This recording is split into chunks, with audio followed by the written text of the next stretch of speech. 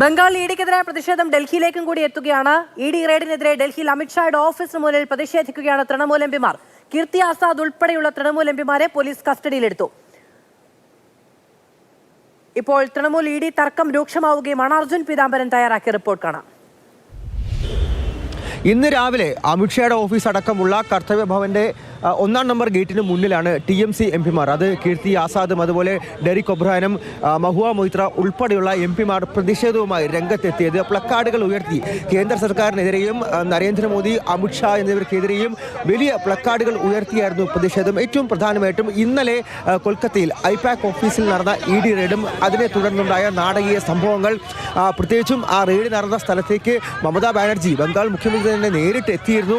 ഒരു ആരോപണ പ്രത്യാരോപണങ്ങൾ ഇഡിക്കും തൃണമൂൽ കോൺഗ്രസിനും ഇടയിൽ നടക്കുകയും ചെയ്തു. പ്രത്യേകിച്ചും ഇപ്പോൾ തൃണമൂൽ കോൺഗ്രസിനെതിരെ, മമതാ ബാനർജിക്കെതിരെ എല്ലാം തന്നെ ED കൊൽക്കത്ത ഹൈക്കോടതിയെ സമീപിക്കുകയും ഒരു ഹർജി അതിന്ന് പരിഗണിക്കാനുള്ള ഒരു അവസ്ഥയിൽ നിൽക്കുകയും എല്ലാം തന്നെ ചെയ്യുകയാണ്. അതേസമയം കൊൽക്കത്തയിൽ സംസ്ഥാന വ്യാപകമായി തന്നെ TMC EDക്കെതിരെയും കേന്ദ്ര സർക്കാരിനെതിരെയും ഒരു പ്രതിഷേധത്തിന് ആഹ്വാനം ചെയ്തിട്ടുമുണ്ട്. ഇന്ന് ഉച്ചയ്ക്ക് ശേഷം മമതാ ബാനർജി തന്നെ നയിക്കുന്ന ഒരു മാർച്ച് EDക്കെതിരെ കൊൽക്കത്തയിൽ നടക്കാനും പോവുകയാണ്. അതിനിടയിലാണ് പ്രതിഷേധം ഡൽഹിയിലേക്ക് കൂടി വ്യാപിപ്പിച്ചിരിക്കുന്നത്.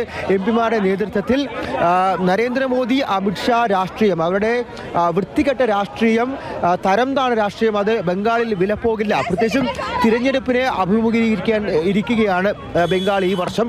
ഒരു തരത്തിലും ഈ അധികാരം പിടിച്ചു പറിക്കാനുള്ള, അധികാരം താഴ്ന്ന വേലകളിലൂടെ സ്വന്തമാക്കാൻ വേണ്ടിയിട്ടുള്ള BJPയുടെ ശ്രമങ്ങൾ അത് വിലപ്പോകില്ല.